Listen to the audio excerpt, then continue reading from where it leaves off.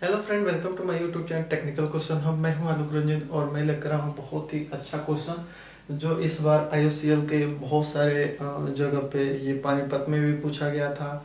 और मेरे दोस्त ने बताया था कि जो अपना बड़ोदरा रिफाइनरी है वहाँ भी ये क्वेश्चन पूछा गया था कि what is hugging ejector and different between main ejector. जो मेन हमारी स्टीम इजेक्टर है उससे जो है हॉगिंग इजेक्टर कैसे डिफरेंट है, हॉगिंग इजेक्टर क्या है, कहाँ पे ये यूज होता है, और ये जो है मेन जो इजेक्टर जिसे हम कहते हैं मेन जो स्टीम इजेक्टर है उससे ये क्यों डिफरेंट है, कितने टाइप से ये डिफरेंट है, वो सारी चीज़ें इसमें हम सीखेंगे। दोस्तों ये हॉगिंग इजेक्टर मेनली जो है आपके अगर आपके पास जो है कंप्रेसर है, एक तरह से मेन जो है सेंट्रीफ्यूगल कंप्रेसर है और वो जो है टरबाइन से ड्राइव हो रहा है। तो जितने भी पावर प्लांट में टरबाइन होती हैं तो टरबाइन में जो है सरफेस कंडेंसर, अगर टरबाइन में सरफेस कंडेंसर भी है तो वहाँ पे जो है हॉगिंग इजेक्टर आपको देखने को जरूर मिलेगा। वो मैक्सिमम ये पावर प्लांट में टरबाइन में, या अगर आप एक तरह से आप देखो सेंट्रीफ्यूगल कंप्रेसर हैं वहाँ पे भी अगर इजेक्टर लगे हुए हैं कहीं भी तो वहाँ पे हॉगिंग इजेक्टर आपको मिल सकते हैं। तो हॉगिंग इजेक्टर है क्या, और ये जो है मेन इजेक्टर जो है, मेन इजेक्टर को हमने एक स्टीम इजेक्टर मान रखा है, उससे कैसे डिफरेंट है वो सब हम इस वीडियो में सीखेंगे। दोस्तों हॉगिंग इजेक्टर कुछ भी नहीं है, वो सिंपल जो इजेक्टर होता है सेम वैसे ही है। उसमें भी जो है इनमें जो है जो एक तरह से हम एमओसी की बात करें या उसके प्रिंसिपल की बात करें या एमओसी प्रिंसिपल या जो है एक तरह से मटेरियल ऑफ कंस्ट्रक्शन या प्रिंसिपल या शेप या साइज वगैरह जो भी है, तो उसकी अगर हम बात करें तो वर्किंग प्रिंसिपल सब सेम ही है, कुछ भी ये नहीं है। बस कुछ जगहों पे कुछ चेंज इसमें हो जाता है जिसकी वजह से ये हॉगिंग इजेक्टर कहलाता है। बाकी जो है अलग जो है इजेक्टर, सिंपल इजेक्टर या एक तरह से सिंपल इजेक्टर या स्टीम इजेक्टर या मेन इजेक्टर कहते हैं।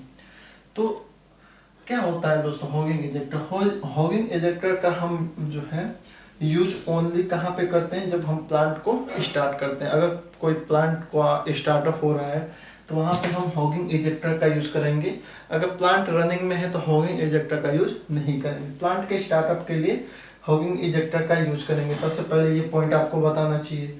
उसके बाद हॉगिंग इजेक्टर पर्पस क्या है? Remove large volume of air very rapidly in a short time. यानी कि हॉगिंग इजेक्टर का जो काम है वो जो है लार्ज अमाउंट में जितनी एयर है उनको अगर शॉर्ट टाइम में या रैपिडली रिमूव करना है तो वहां पे आप क्या करोगे दोस्तों? हॉगिंग इजेक्टर का यूज करोगे। क्योंकि अगर आप सिंपल इजेक्टर लगा दोगे वहां पे तो सिंपल इजेक्टर जो है बहुत रैपिडली और शॉर्ट टाइम में जो है लार्ज वॉल्यूम की जो एयर है उसे रिमूव नहीं करेगा, क्योंकि उसका साइज भी छोटा होता है और वो स्लो रिस्पॉन्स करेगा। लेकिन जहाँ पे हमें रैपिडली बहुत तेजी से और बहुत कम समय में लार्ज अमाउंट में जो एयर है उसको रिमूव करना है तो वहाँ पे हम हॉगिंग इजेक्टर का यूज करेंगे। ये दूसरा है इसका। उसके बाद तीसरा पॉइंट देखते हैं कि it is a single stage steam ejector. ये सिंगल स्टेज है। सिंगल स्टेज इजेक्टर क्या होते हैं, मल्टी स्टेज इजेक्टर क्या होते हैं, वो ऑलरेडी मैंने डिस्कस कर लिया है। तो ये सिंगल स्टेज इजेक्टर होते हैं।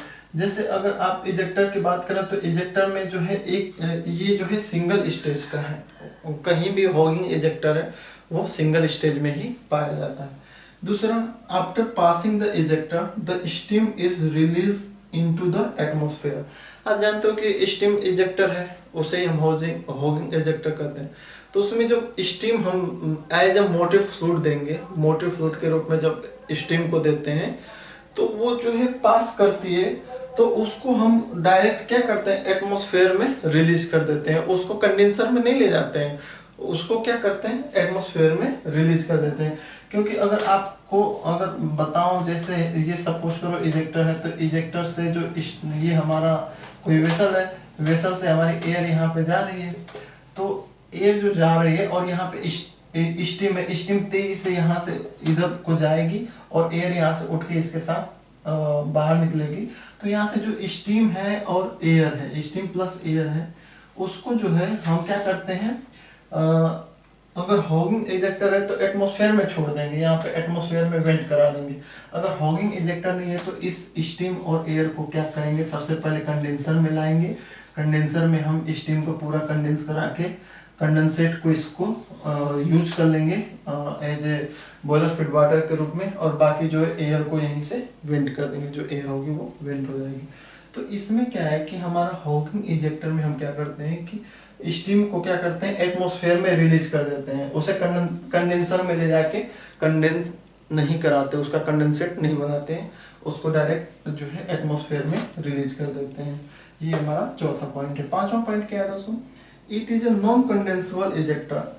इसको हम नॉन कंडेंसेबल इजेक्टर भी कहते हैं। क्यों करते हैं, क्योंकि हम इसको कंडेंस नहीं कराए। तो एक तरह से आप कह सकते हो कि ये नॉन कंडेंसेबल इजेक्टर है, क्योंकि यहाँ पे तो हम डायरेक्ट एटमॉस्फेयर में वेंट कर दे, कंडेंस तो कराए नहीं, इसलिए इसको हम नाम दे दें कि नॉन कंडेंसेबल इजेक्टर।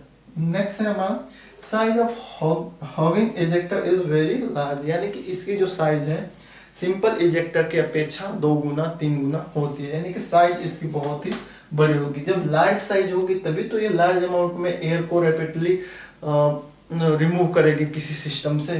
तो जहाँ पे जो है ये सारी प्रॉपर्टी मिलेंगी आपको, तो वो हमारा हॉगिंग इजेक्टर कहलाएगा।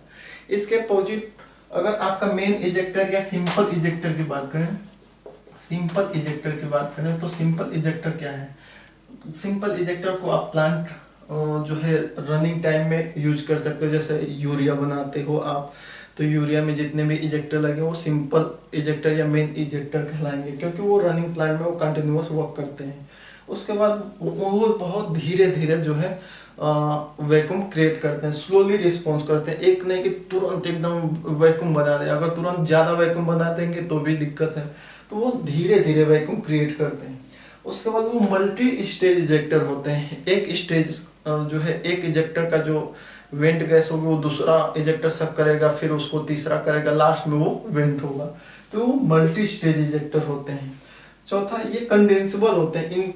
इनको इसमें जो है स्टीम जो है हम as a motive fluid use करते हैं, तो उस स्टीम को ले जाके कंडेंसर में कंडेंस करते हैं, फिर उसके कंडेंसेट को हम किसी टैंक में रख के बॉयलर फीड वाटर के लिए यूज करते हैं। उसके बाद ये जितने भी इजेक्टर होते हैं वो कंडेंसेबल होते हैं, स्टीम कंडेंसेबल होते हैं, और उनकी जो साइज है स्मॉल साइज की होती है, इसके अपेक्षा हॉगिंग के अपेक्षा इनकी जो साइज है कम होती है। तो ये क्वेश्चन पूछा गया था और उसको कैसे डिफाइन करना है ये मैं आपको बता दिया। बहुत इंपॉर्टेंट क्वेश्चन है, इसमें अगर और कोई पॉइंट छूट रही हो तो प्लीज आप मुझे बताना, उसे भी हम इंक्लूड करेंगे। तो आपको समझ में आ गया होगा कि हॉगिंग इजेक्टर क्या है और ये मेन इजेक्टर या सिंपल इजेक्टर से कैसे डिफरेंट है। अब आप बता दोगे कि हॉगिंग इजेक्टर क्या है। हॉगिंग इजेक्टर एक ऐसा इजेक्टर है जिसका हम यूज स्टार्टअप टाइम के समय में करते हैं, जब हमें लार्ज अमाउंट में, बहुत ज़्यादा अमाउंट में एयर को सिस्टम से रिमूव करना होता है। तो उस कंडीशन में हॉगिंग इजेक्टर का यूज करेंगे, क्योंकि उसमें उसका साइज ज़्यादा होता है, स्टीम ज़्यादा यूज करेंगे, और जब ज़्यादा स्टीम यूज करेंगे तो बहुत जल्दी वो ज़्यादा वैक्यूम बनाएगा और मैक्सिमम अमाउंट में एयर जो है सिस्टम से बाहर आ जाएगी और सिस्टम जो है अंडर वैक्यूम हो जाएगा। और ये पावर प्लांट में जो है टर्बाइनों में यूज होता है, स्टीम टर्बाइनों में बेसिकली हॉगिंग इजेक्टर देखने को मिलता है। और जो कंप्रेस CO2 कंप्रेसर है, अगर आप बात करो यूरिया में, तो यूरिया में जो CO2 कंप्रेसर चलाने के लिए जो हम स्टीम टर्बाइन यूज करते हैं वहाँ भी हॉगिंग इजेक्टर है। तो आपको पूरी तरह से आई होप समझ में आ गया होगा। Thanks for watching. जय हिंद।